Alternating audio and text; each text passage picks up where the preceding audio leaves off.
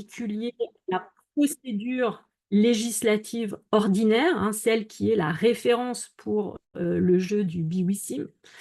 Et cela vous permettra peut-être aussi de réviser ces processus décisionnels, et peut-être que vous connaissez déjà pas mal de choses, donc tant mieux. Alors aujourd'hui, j'ai décidé de partir d'une directive. Alors, le problème, c'est que mon diapo ne défile plus. Oui, voilà, donc il faut que je fasse.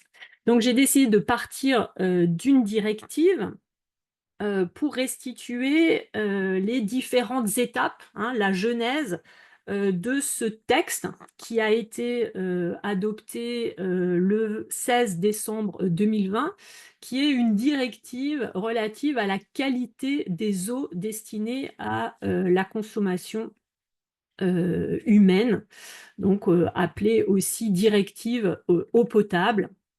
Et pour trouver ce texte, bien sûr, le premier réflexe, c'est d'aller sur le site Eurlex, hein, qui est le site officiel qui réunit l'ensemble des textes législatifs et tout texte officiel. Donc on peut faire une recherche sur Eurlex à partir des mots-clés, hein, directive eau potable, bon, et on arrive sur ce texte.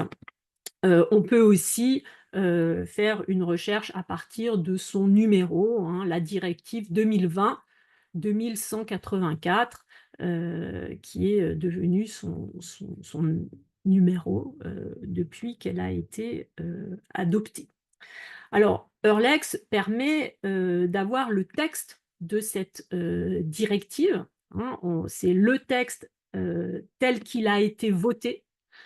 Quand il y a des modifications, on peut avoir la version consolidée, mais dans une première approche, c'est le texte version initiale, et ensuite on peut avoir les modifications. Alors ce qui est intéressant dans le portail Eurlex, c'est qu'on a déjà tout un ensemble d'informations qui va nous permettre de préparer, hein, l'analyse de cette genèse, et en particulier à partir de l'onglet à gauche, hein, du menu. Donc là, on est sur texte, donc on a le texte de la directive qu'il faut lire avec ses notes de bas de page, ses annexes, etc.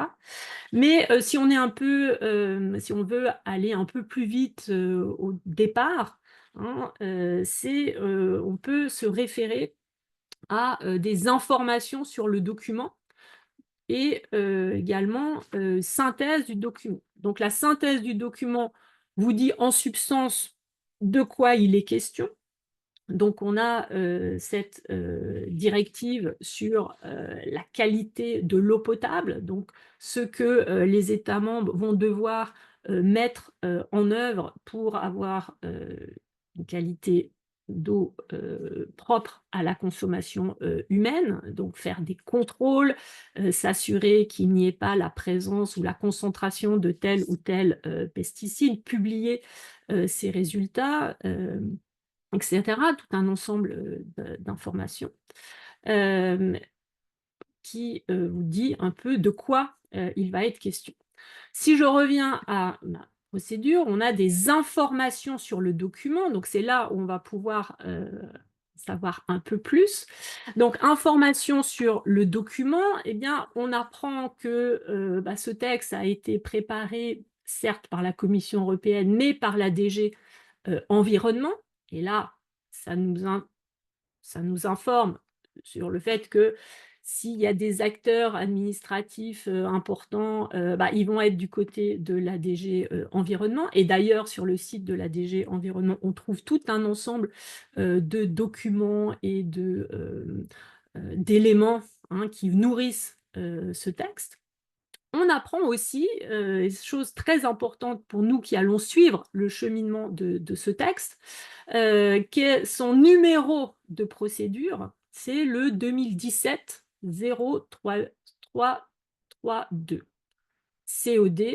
COD pour procédure de codécision. C'était le petit nom de la procédure législative ordinaire. Codécision, ça veut dire que le Parlement européen et le Conseil sont les co-législateurs de ce texte et qui vont l'amender. Ce numéro de procédure, c'est le numéro qui est donné au début. Hein, il est évidemment distinct du numéro de la directive, hein, qui s'appelle 2020-2184, mais évidemment, au moment où le texte est proposé, on ne sait pas encore qu'il va être adopté en 2020 et on ne sait pas encore qu'il va porter ce numéro de 2184. Donc ce numéro de procédure, c'est le numéro originel et c'est à partir de ce numéro qu'on va pouvoir faire tout un ensemble de recherches sur plein de plateformes pour relier, hein, les documents préparatoires à ce texte et sa genèse.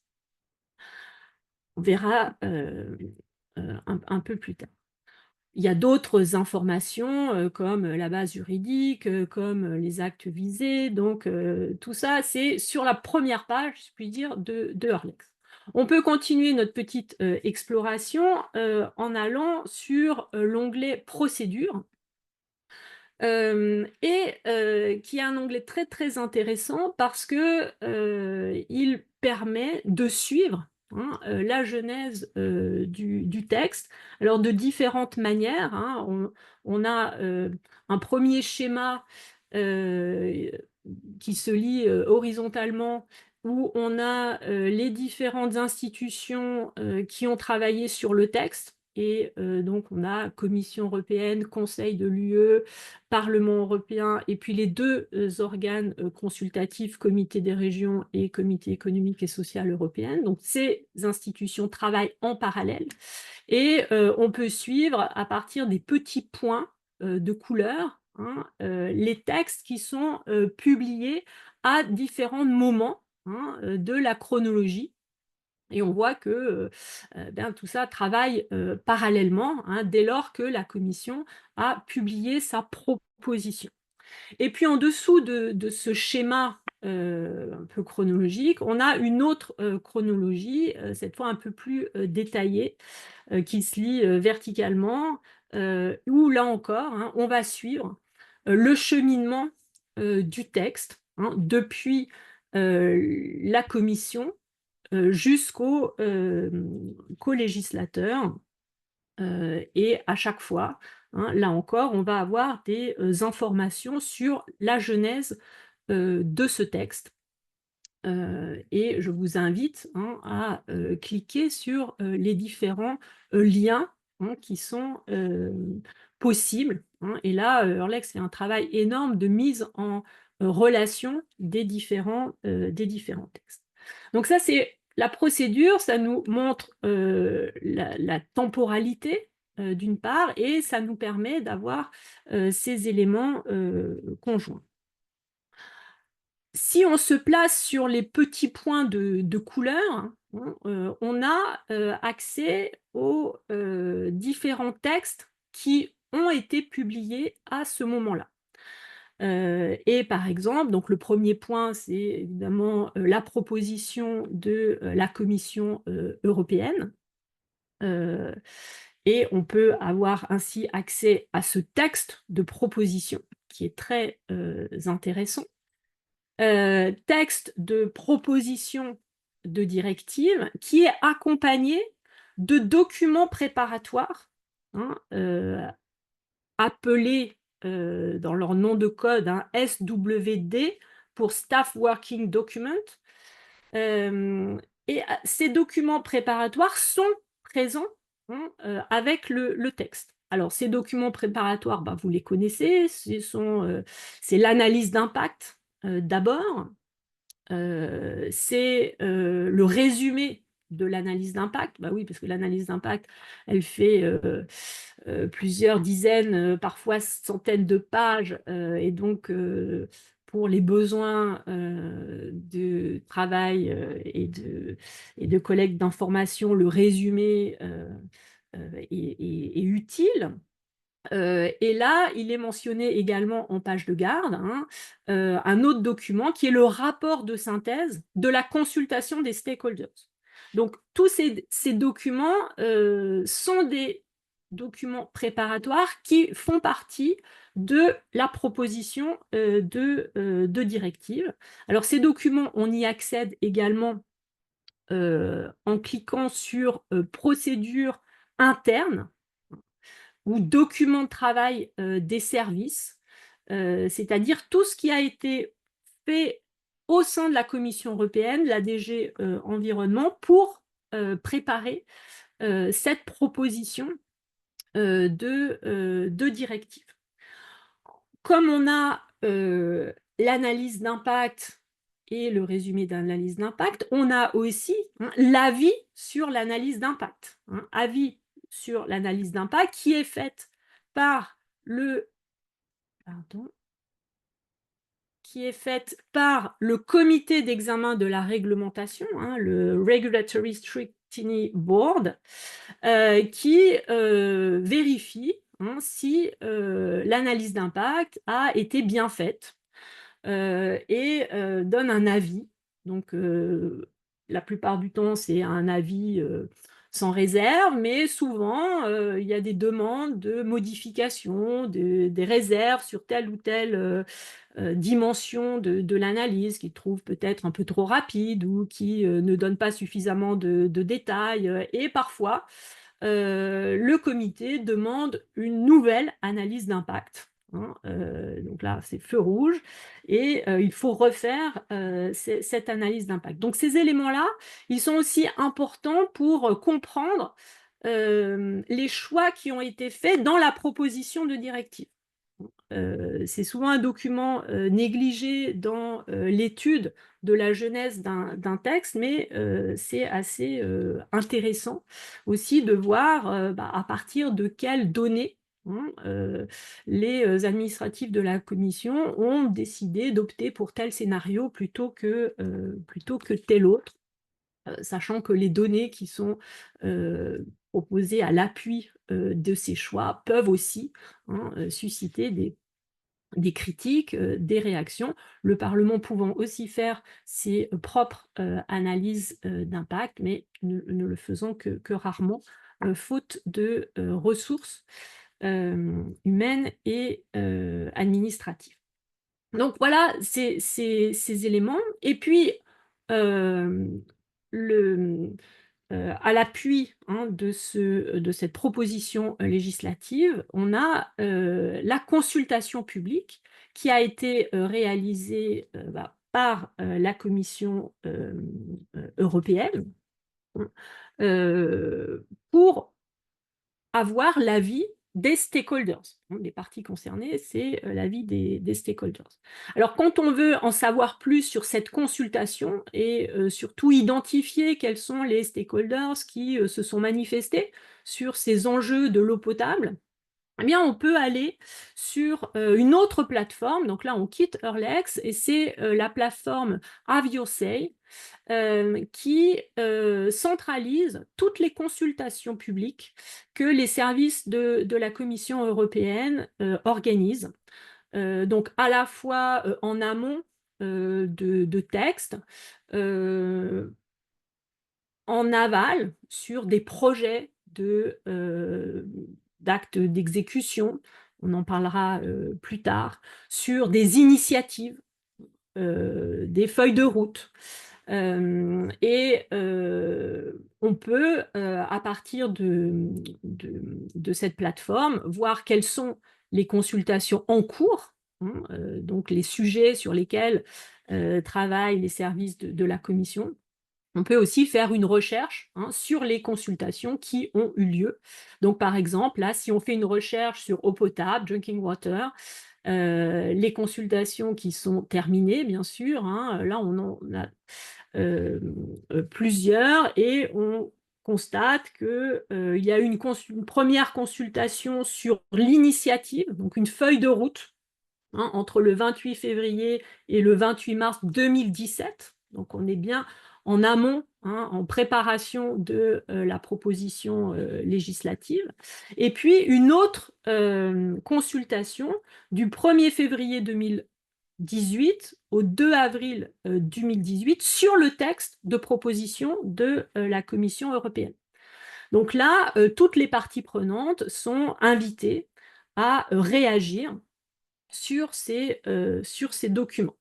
L'avantage de ce site, c'est que on a accès aux contributions des stakeholders, qui ne sont pas forcément classées, hein, qui sont publiées là par ordre d'arrivée, mais on constate là qu'on a 457 contributions qui ont été envoyées et l'administration fait un rapport sur ces 457 avis, donc une synthèse. Et c'est cette synthèse que l'on retrouve comme document qui accompagne, hein, la proposition législative. Donc fait aussi petite statistique pour dire, voilà, sur ces 457, il y en avait 290 qui provenaient de citoyens de l'Union européenne. Bon, on pourrait aussi critiquer la manière dont ce rapport, cette synthèse est effectuée, puisqu'elle met sur le même plan une contribution venant d'un citoyen particulier avec une contribution venant d'une association professionnelle, d'une ONG ou encore d'autorités administratives locales, par exemple. Mais c'est des éléments qui sont convoqués à l'appui, hein, là encore, des choix de révision de la directive de 98 et pour la proposition là, de 2018. Donc, la question qu'on pourrait se poser, c'est qui sont ces stakeholders, hein, qui sont ces stakeholders qui ont répondu aux consultations publiques? Par exemple, quelles sont ces ONG, quels sont ces instituts universitaires, ces organisations de consommateurs, pour reprendre les catégories qui sont listées là par le rapport de synthèse de ces consultations. Alors, pour savoir qui sont ces stakeholders, eh bien, on dispose du registre de transparence, hein, qui est un registre qui répertorie l'ensemble des stakeholders, et on peut faire une recherche dans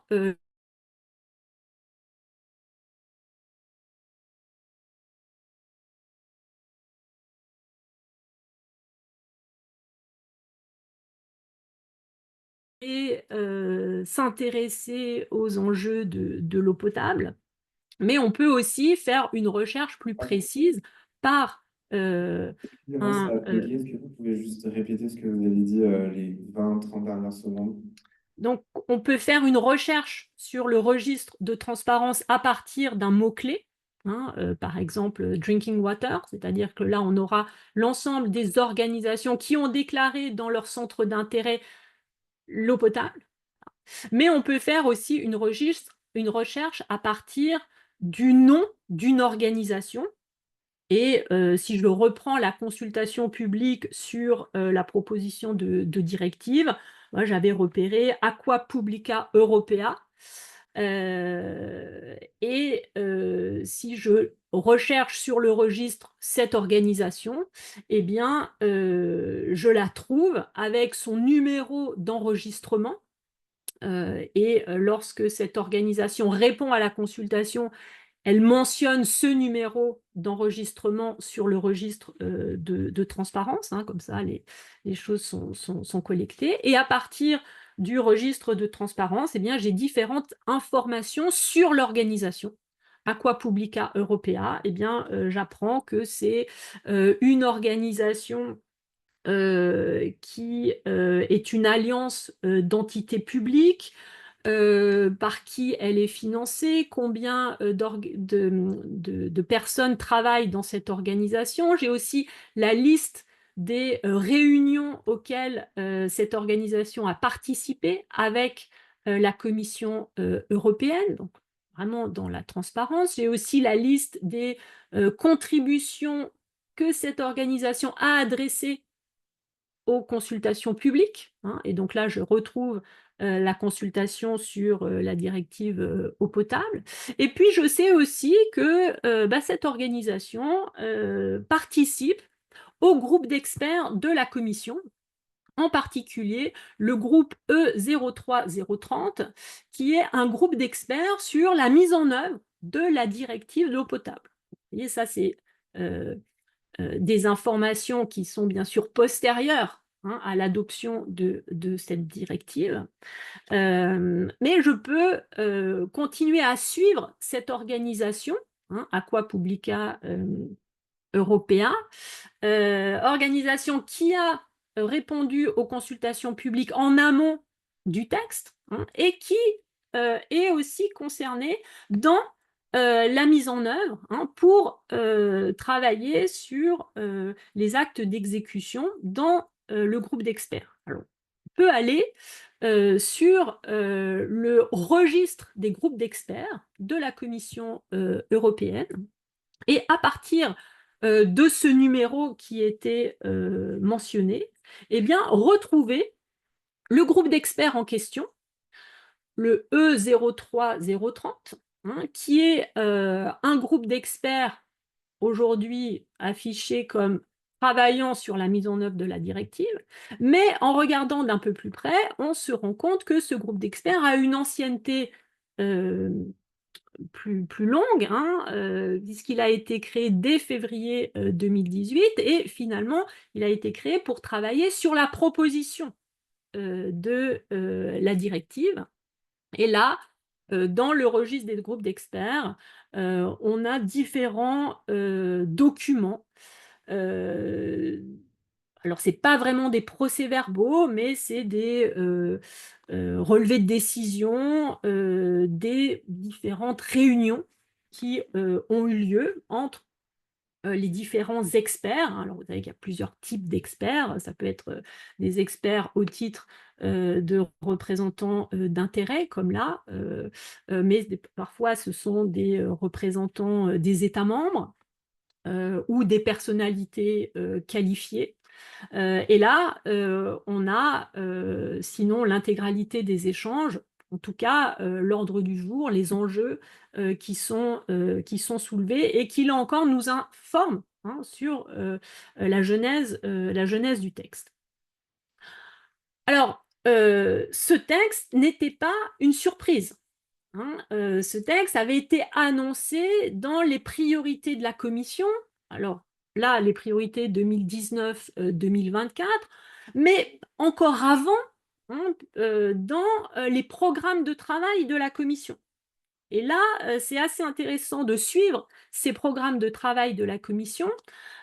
Si on prend le programme de travail pour 2017, donc publié en 2016, fin d'année 2016, eh bien, on peut y lire que la Commission européenne envisage de travailler sur la refonte de la directive sur l'eau potable et également de répondre de manière législative à une initiative citoyenne, Right to Water, qui est une initiative citoyenne, aujourd'hui la seule, qui peut se vanter d'avoir débouché sur une proposition législative.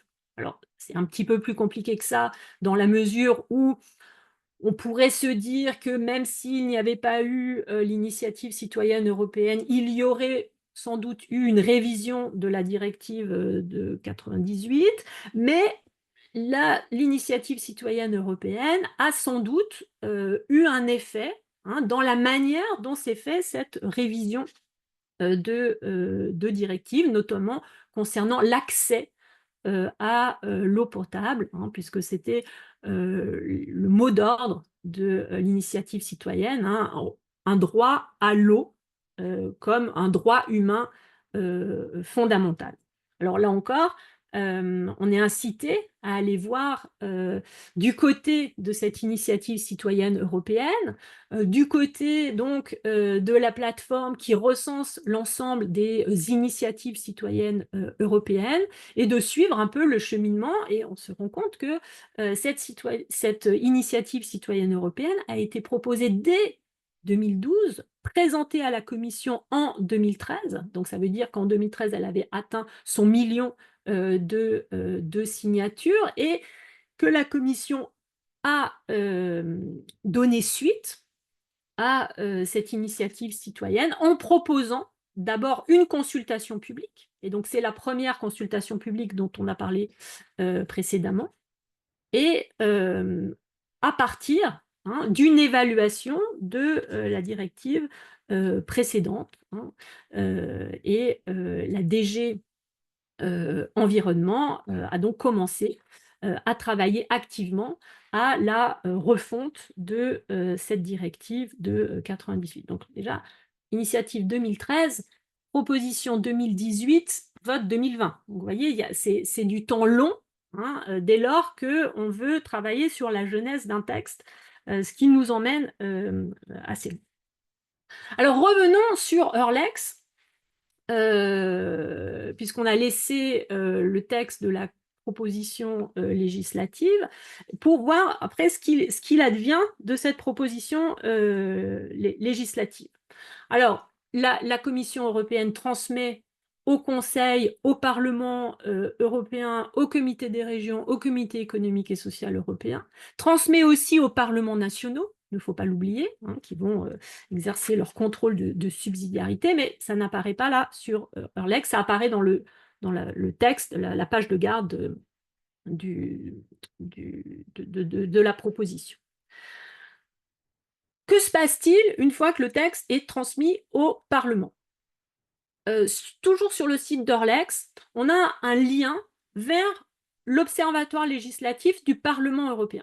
Donc ça, c'est très utile parce qu'on peut suivre du côté du Parlement le travail législatif.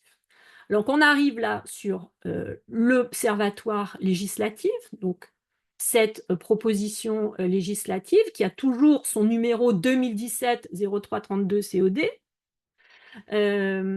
On arrive là directement, mais on peut aussi accéder à ce texte en faisant une recherche sur l'Observatoire législatif à partir de ce numéro de procédure 2017-0332 et on a les documents qui se rapportent à cette procédure, c'est-à-dire principalement les rapports qui sont faits par les rapporteurs, donc les propositions d'amendement des différents articles et considérants de la proposition de la Commission.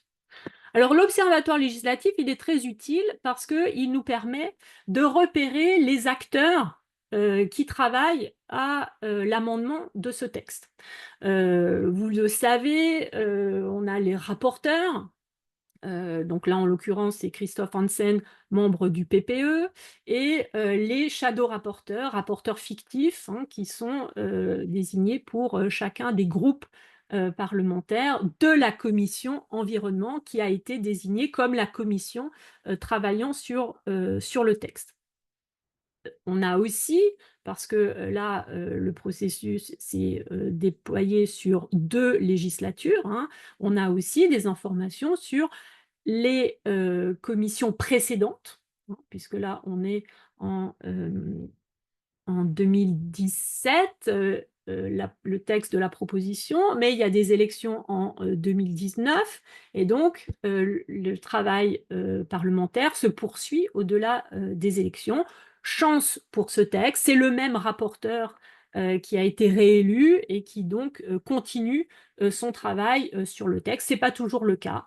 Parfois, il y a des changements de rapporteurs, ce qui peut être une opportunité ou un problème pour les stakeholders qui suivent attentivement ce texte.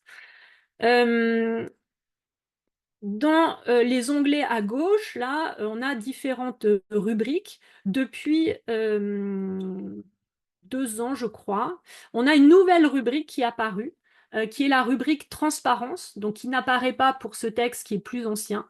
Là, je fais pour un autre. Et rubrique transparence permet de repérer, enfin d'avoir la liste de tous les rendez-vous que les rapporteurs ou rapporteurs fictifs ont eu avec différents stakeholders. Donc c'est une liste qui a rencontré qui et à quelle date. Alors on ne sait pas évidemment ce qu'ils se sont dit, mais on sait qui a rencontré qui. Et ça, c'est aussi très important, hein, sur la genèse du texte, peut-être les amendements qui ont été portés, hein, par les différents députés dans la commission et également en plénière éventuellement. Alors, sur cet observatoire législatif du Parlement, on a accès à une chronologie plus précise que celle qui est bien sûr sur Eurlex, puisqu'on n'a pas tout ce détail. On a les liens vers les documents. Donc là, j'ai entouré le rapport de la commission, hein, avec aussi des résumés et bien sûr les renvois vers le site du Parlement européen qui nous renseigne, hein, sur le texte, les votes, les amendements, qui portent quel amendement. Et comme ça, on peut suivre, hein, précisément la genèse de ce texte. Donc, le rapport adopté en commission et puis ensuite en plénière, là encore, il y a d'autres amendements qui sont proposés. On a aussi les détails des votes.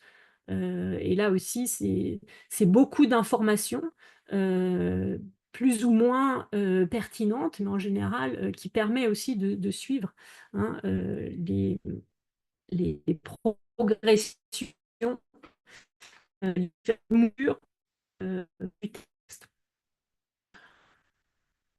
Revenons à Eurlex, où là, on va maintenant s'intéresser au conseil. Donc là, on peut se mettre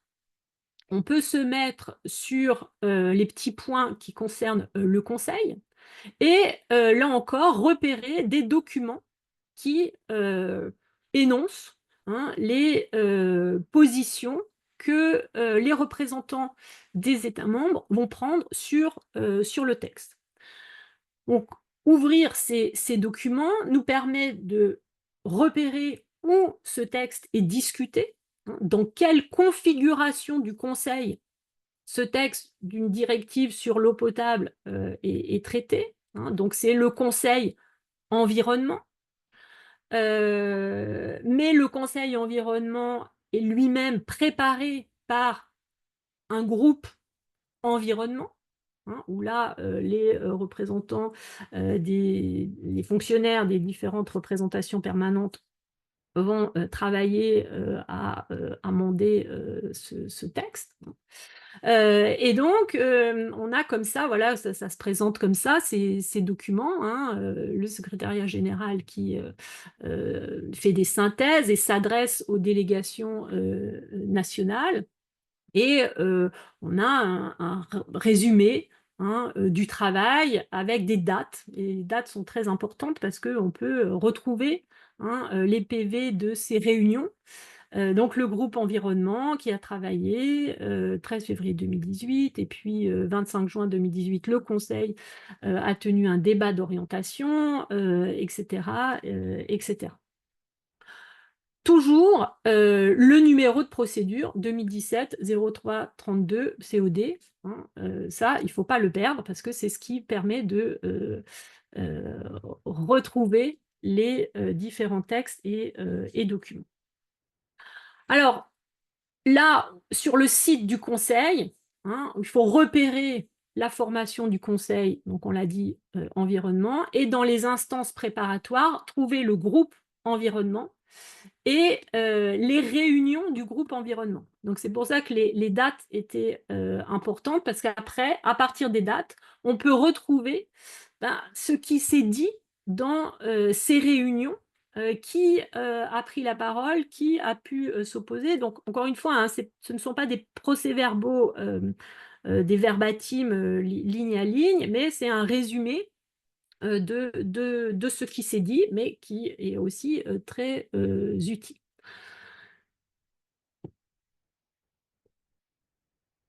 Calendrier des réunions qui permet de retrouver, hein, ces travaux préparatoires aux amendements qui vont être votés par la configuration du Conseil environnement.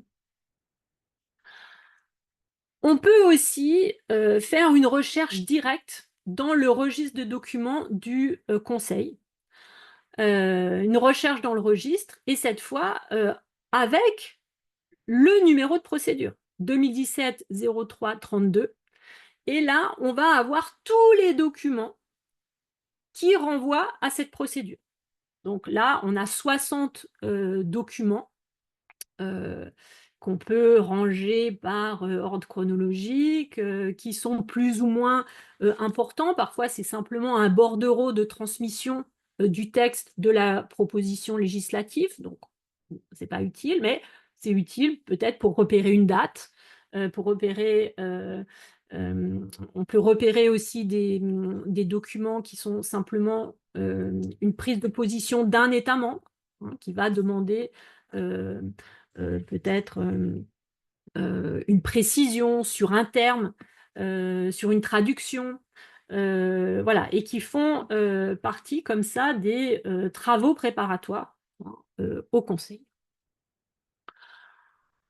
On pouvait aussi accéder à ces documents via l'Observatoire législatif du Parlement. Hein, j'y reviens. Dans les acteurs principaux, pour la rubrique Conseil de l'Union européenne, voilà, il y a des liens vers des réunions, hein, qui ont aussi un numéro, et on peut retrouver les documents qu'on avait repérés là en faisant une recherche dans le registre des documents du Conseil. Donc on sait tout ce qui se passe au Parlement, tout ce qui se passe au Conseil, et les discussions se poursuivent dans les fameux trilogues. Hein, et là,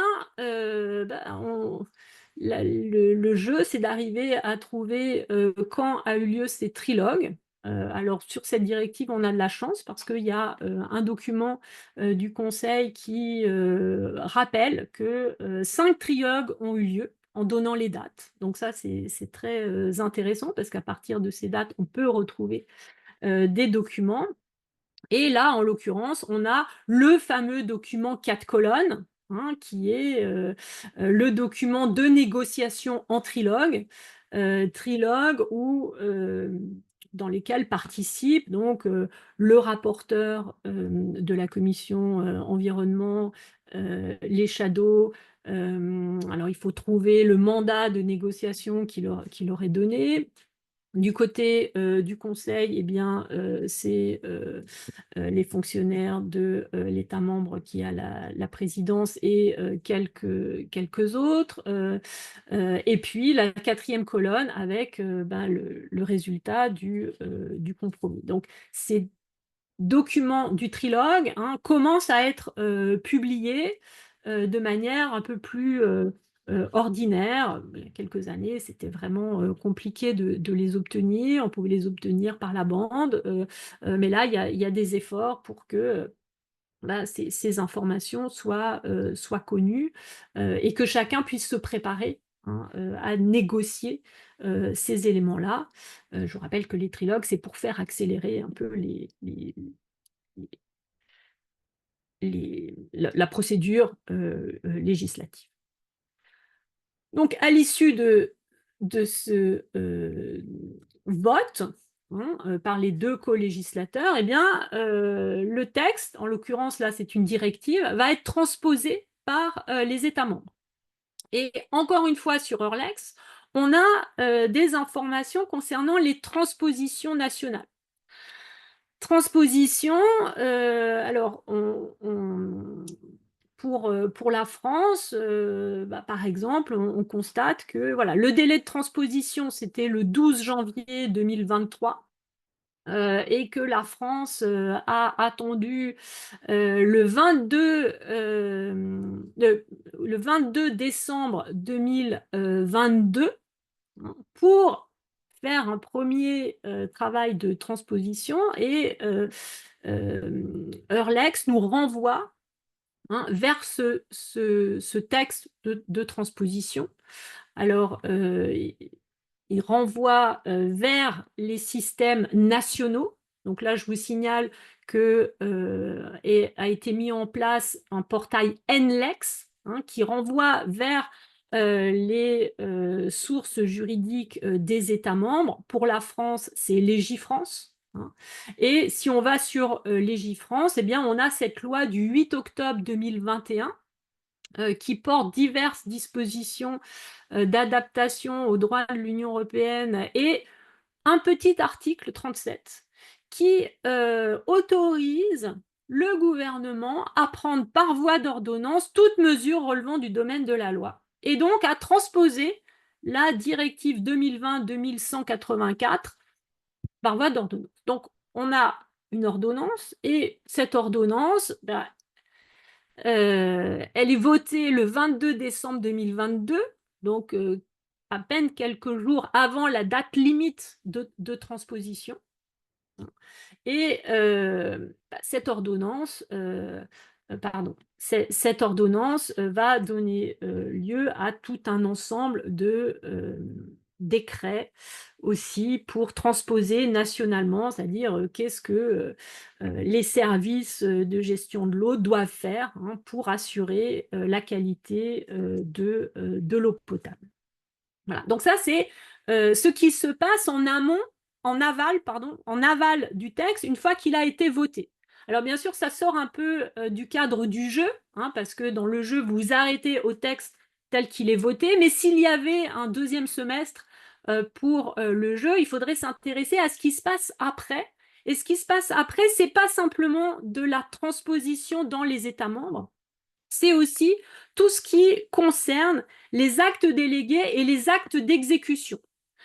Et si je reviens sur Eurlex, les actes délégués, c'est tout ce que les co-législateurs ont délégué à la commission en disant, vous, commission, vous travaillerez sur différents aspects qui ne relèvent pas de la législation et qui sont des éléments très techniques, mais vous allez le faire sous notre euh, contrôle ou en tout cas conformément à la manière dont on veut que vous le fassiez. Donc un lex renvoie sur ces actes délégués. Donc il y en a pour l'instant 6 qui ont été prises. Le dernier, c'est en janvier 2024, hein, et dans le texte de la directive, c'était précisé, hein, comment cette délégation s'effectuait, ce que le Parlement et le Conseil autorisaient à faire pour la commission. Et là, j'ai surligné, hein, dans l'article le 21 que la commission devait consulter les experts désignés par chaque État membre, donc pour prendre ces actes délégués, donc qui sont des actes qui viennent compléter, hein, le texte de la directive. Donc là, en l'occurrence, sur une méthode de mesure des microplastiques dans l'eau, ou encore sur la mise en conformité, donc quelle procédure d'évaluation, ou encore quelle substance et comment la mesurer. Donc, ces éléments un peu techniques, si on peut dire, qui viennent compléter le texte. Et là, on retrouve, hein, eh bien, notre groupe d'experts E03030, dont on avait parlé tout à l'heure, qui est en charge de travailler sur ces actes délégués, hein, euh,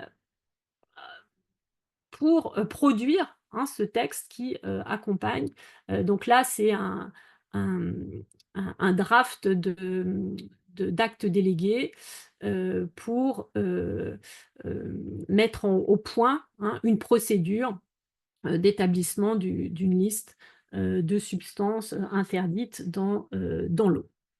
À côté de ces actes, et bien sûr, pardon, cette proposition va être bien sûr soumise à consultation. Donc, vous voyez là l'acte délégué et puis des stakeholders qui peuvent réagir à cet acte délégué. On peut aussi les trouver, ces actes délégués, dans le registre des actes délégués, qui est relativement bien euh, approvisionner, je dirais, ce registre. Et on peut à nouveau, hein, faire une recherche à partir, cette fois, non pas du numéro de la procédure, puisque le texte a été voté, mais du numéro du texte, donc la directive 2020-2184. Et là, on a la liste de tous les actes délégués ou encore des actes d'exécution, puisqu'il ne suffit pas simplement d'avoir voté un texte, encore faut-il l'exécuter. Et là, c'est encore le travail en aval du texte. Donc, sur les actes d'exécution, eh bien, on peut retourner sur Airlex qui va nous renvoyer vers ces actes. Donc là, pour notre directive, eh bien, on a 4 décisions d'exécution. Donc l'une qui porte sur les listes des substances de départ, l'autre sur les procédures et les méthodes d'essai, l'autre encore sur la liste de vigilance. Et puis, il y a des projets de décision qui vont être, là encore, soumis à réaction de la part de stakeholders éventuellement, ou encore des États membres. Donc, l'acte d'exécution, on a accès à partir du registre de comitologie, et là encore, hein, ce comité va donner des informations sur les réunions, sur les discussions qui ont lieu entre les représentants des États membres.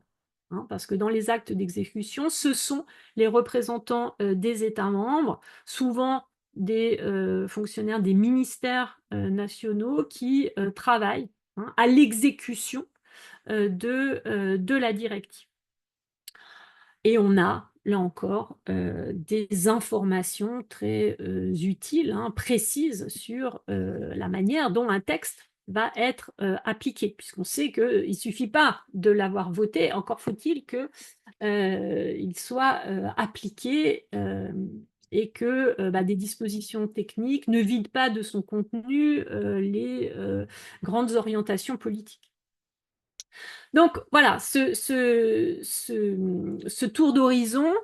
Je terminerai par un dernier portail de documents, hein, qui est le portail, le registre de documents de la Commission, du Parlement, du Conseil, où on peut, hein, accéder à tout un ensemble de documents. Et s'ils sont en lien avec un texte législatif, ces numéros, soit de procédure pour ce qui est en amont, soit de la directive ou du règlement pour ce qui est en aval, nous permet de retrouver cette masse de documents préparatoires ou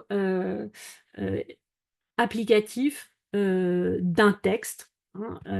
Et vous voyez qu'il y a une masse importante de documents disponibles, hein, qui permettent de saisir ces modifications du texte et de voir là où les uns et les autres ont pu intervenir pour modifier le texte entre sa proposition initiale et puis tel qu'il est voté, et puis encore tel qu'il est appliqué.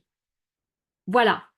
Je vais m'arrêter là parce que je vois que l'heure tourne, et je suis à votre disposition pour des questions, sachant que tout ce que je viens de vous dire ne demande qu'une chose, c'est d'être mis en œuvre, hein, à travers des recherches que vous ferez vous-même pour rendre compte, hein, de la genèse des textes et puis de leur application. Alors, merci beaucoup. Est-ce qu'on a des questions dans la salle ou alors sur le Zoom?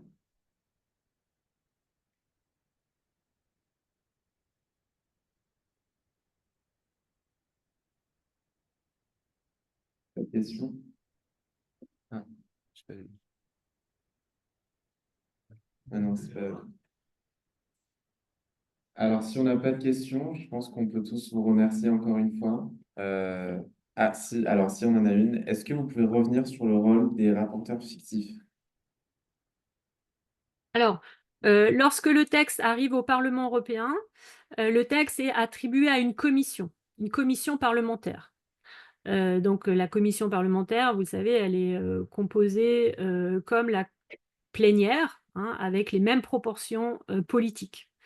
Au sein de la commission parlementaire est désigné un rapporteur, c'est-à-dire un député qui est en charge de faire la synthèse des amendements au nom de sa commission parlementaire, hein, et de proposer donc son rapport. Ce député, bien sûr, il est membre d'un groupe politique. Et même s'il va parler au nom de la commission parlementaire, il a une couleur politique. Donc les autres groupes politiques de la commission vont désigner un responsable du texte au nom de leur groupe politique.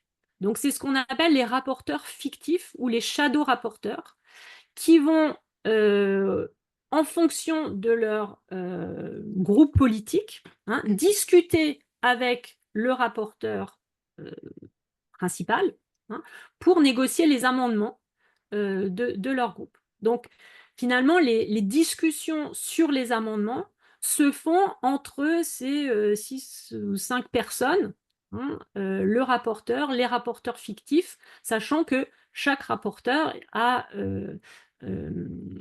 parle au nom de son groupe, hein, et en général discute avec les députés de son groupe dans la commission parlementaire et plus largement de tout le groupe pour que tout le monde suive l'avis du rapporteur fictif dans la commission parlementaire et ensuite en plénière suive les consignes de vote des rapporteurs. Merci beaucoup, c'est plus clair. Est-ce qu'on a d'autres questions?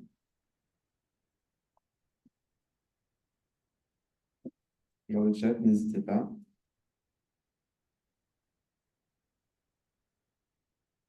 Ok, bah écoutez, merci beaucoup en tout cas pour votre intervention. Je pense que ça a beaucoup aidé tout le monde à mieux saisir ces outils. Merci à tous d'être venus. Merci à vous et à bientôt pour les plénières.